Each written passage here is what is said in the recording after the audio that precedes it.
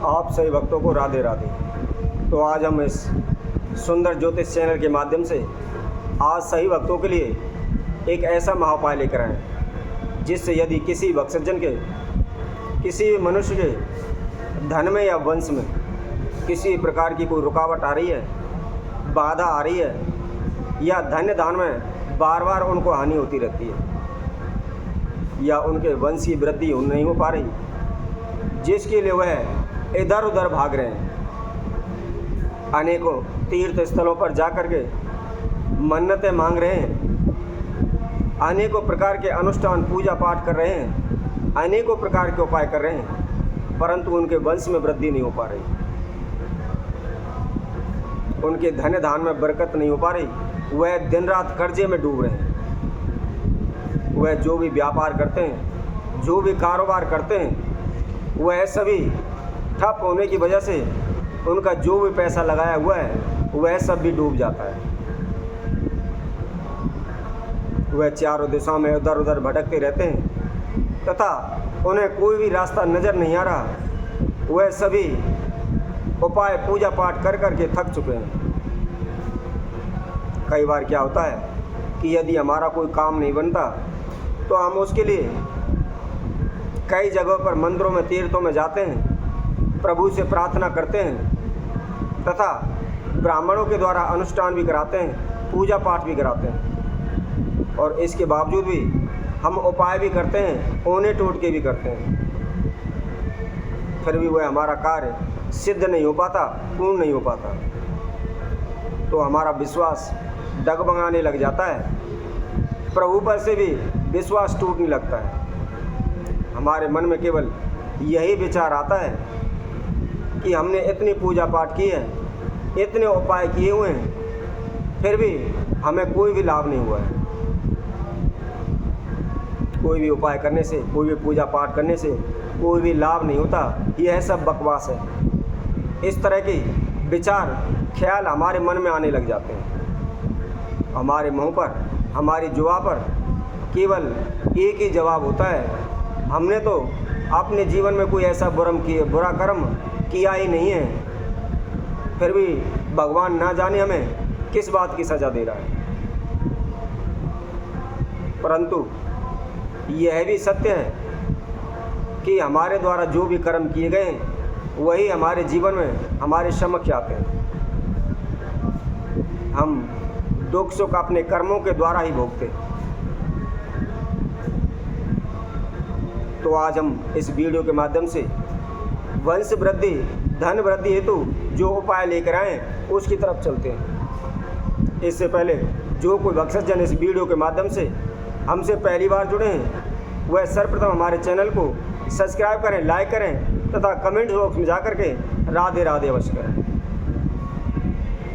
जो भी भक्तजन इस वीडियो को देख रहे हैं, मैं उन सभी से एक बात अवश्य कहूँगा, यदि आप हमारी वीडियो को देख रहे हैं और आपको वीडियो अच्छी लगती है, हमारे द्वारा बताया गया कोई भी उपाय आपने किया हुआ है, यदि आपको 10, 20, 50% कुछ भी लाभ हुआ है तो निश्चित ही उस वीडियो को अपने सगे संबंधियों, अपने दोस्तों पर उनके साथ शेयर अवश्य करें, ताकि उनके जीवन में जो भी बाधाएं, समस्याएं आ रही हैं उनका भी उद्धार हो सके, वह भी उन समस्याओं से दूर हो सके, उनको भी इधर उधर भटकने की आवश्यकता ना पड़े। तो वंश वृद्धि, धन वृद्धि हेतु एक महाउपाय इस वीडियो के माध्यम से जो हम लेकर आए वह हम सभी को बताते हैं। सर्वप्रथम आपको मिट्टी का या तांबे का, पीतल का एक आपको गंगा सागर लेना है। अब आप कहेंगे गंगा सागर क्या है? तो गंगा सागर हम आप सभी को बताते हैं। पहले समय में जो भी ऋषि मुनि हुआ करते थे या हमारे पूर्वज हुआ करते थे, वह भी इसी का प्रयोग करते थे, इसी का इस्तेमाल करते थे। आपने देखा होगा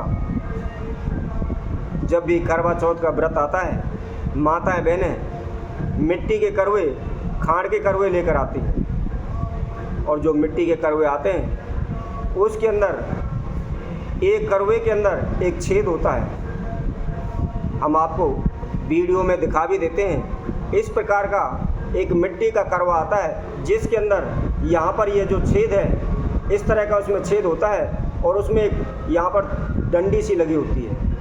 तो जैसे भी हम जल का अभिषेक करते हैं, जल चढ़ाते हैं, तो इस तरीके से उस छेद में होकर हम जल चढ़ाते हैं। तो आपको गंगा सागर लेना है। यदि आप सामर्थ्य नहीं है, पीतल का, तांबे का नहीं ले सकते, तो आप मिट्टी का ले लें।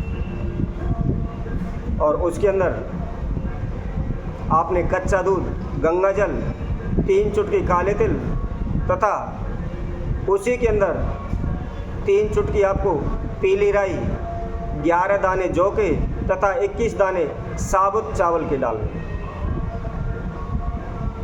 ध्यान रखें, जो भी हमने आपको समझा बताई हुई है या हम जो भी विधि बता रहे हैं वही विधि अनुसार करनी है, उसमें किसी प्रकार की कोई कमी ना रहे। इसके साथ साथ आप हमारी वीडियो को शुरू से एंड तक देखते रहें। किस प्रकार हमने विधि बताई है उसको अच्छी तरह से समझें। ऐसा ना हो आप आधा अधूरा सुनने के बाद उस प्रयोग को करें, करने के बाद आपको कोई लाभ नहीं होता है तो आप कहें कि यह तो बकवास उपाय था, हमने कराया था, कोई भी लाभ नहीं हुआ है। इसलिए हमारी वीडियो को शुरू से एंड तक देखते रहें। अब जो हमने आपको गंगा सागर बताया था, जो भी आपने लिया हुआ है और उसके अंदर जो हमने समधा बताई हुई थी उन समधाओं को डाल लें। सामग्री को डालने के बाद उसके अंदर थोड़ा सा गंगा जल डाल लें और सुबह नहा धोकर सूर्योदय के समय पर इस उपाय को करना है। यदि आप किसी कारणवश सूर्योदय के समय पर नहीं कर सकते तो आप इसको प्रदोष काल में संध्या के समय में भी कर सकते हैं। किसी भी मंदिर में चले जाएं जहाँ पर शिवलिंग की प्राण प्रतिष्ठा मूर्ति हो। ये ध्यान रखें, कहीं आम शिवलिंग पर ना चढ़ाएं, जिस शिवलिंग की प्राण प्रतिष्ठा हो रही हो उस पर चढ़ाएं। और यदि नर्मदेश्वर महादेव की शिवलिंग हो तो सर्वोत्तम है, क्योंकि नर्मदेश्वर महादेव स्वयं में सिद्ध होते हैं, उनको किसी प्रकार की प्राण प्रतिष्ठा या सिद्ध करने की आवश्यकता नहीं होती। नर्मदेश्वर शिवलिंग पर पूजा करने से हमें शीघ्र ही फल की प्राप्ति होती है। तो आप मंदिर में जाकर और जो कलश के अंदर आपने जो भी समुदाय ली हुई, जो भी सामग्री डाली हुई है, सर्वप्रथम उसमें से थोड़ा सा गणेश जी पर चढ़ाते हुए ओम गं गणपते नमः इस मंत्र का आप जाप करें। इस मंत्र को बोलते हुए आप गणेश जी पर यह जल चढ़ाएं। उसके बाद आपने शिवलिंग पर धीरे धीरे की लंबी धार मानते हुए, लंबी धार की तरह चढ़ाते हुए उस शिव जी पर जल चढ़ाएं। दोनों हाथों को लगा करके जो आपका मस्तक है, सिर है, उसको नीचे की तरफ झुकाते हुए देवादिदेव महादेव का स्मरण करते हुए, प्रार्थना करते हुए वह जल चढ़ाना। जल चढ़ाते समय जो शंकर जी का महामंत्र है उसके द्वारा आप मन ही मन उस मंत्र का उच्चारण करते रहें। आप सभी उस महामंत्र को जानते भी हैं, यदि नहीं जानते हैं तो हम आपको उस मंत्र को बताते हैं। मंत्र इस प्रकार है, ओम त्र्यंबकम यजामहे सुगंधिम पुष्टिवर्धनम उर्वारुकमेव वंदना मृत्युमुखीमामृता। इस मंत्र को बोलते हुए आप शिवलिंग पर उस जल का अभिषेक करें। तो यदि किसी भक्त सज्जन के वंश में वृद्धि नहीं हो रही, उनको संतान सुख नहीं मिल पा रहा या संतान सुख में देरी हो रही है, तो निश्चित ही शीघ्र ही उन्हें संतान का सुख मिलेगा। और यदि किसी का कारोबार व्यापार नहीं चल रहा, बार बार हानि हो रही है, बार बार नुकसान हो रहा है, या वह कर्जे में डूबते चले जा रहे हैं, उनके धन में वृद्धि नहीं हो रही है, उनकी भी इस प्रकार की कोई समस्या है, तो इस प्रयोग को करें। साथ ही साथ देवादिदेव महादेव से आपकी जो भी समस्या है, जो भी मनोकामना है, उसकी प्रार्थना करें। प्रार्थना करने के बाद देवादिदेव महादेव की 3 परिक्रमा करके मस्तक झुकाकर उनसे प्रणाम करें। प्रणाम करने के बाद अपने घर आ जाएं तथा घर आने के बाद आप थोड़ा सा गुड़ लेकर खागड़ जो होता है, खागड़ को जाकर खिलाएं। बहुत सी जगह पर खागड़ शब्द को नहीं समझ पाते और वहाँ पर उसको विजार कहते हैं। तो विजार शब्द समझ सकते हैं तो विजार को मानिए, अगर खागड़ शब्द मानते हैं तो खागड़ समझिए। उसको जा कर के एक गुड़ की डली अवश्य खिलाएं। ऐसा उपाय आप इस प्रयोग को आप कुछ ही दिन करेंगे तो शीघ्र ही आपको सफलता मिलेगी, आपकी सभी मनोकामनाएं शीघ्र पूर्ण हो जाएंगी। तो इसी तरह हम आप सभी भक्तों के लिए और अन्य वीडियो के माध्यम से आप सभी के समय उपस्थित होंगे। तब तक के लिए सभी भक्तों को इस सुंदर ज्योतिष चैनल की तरफ से सभी को राधे राधे।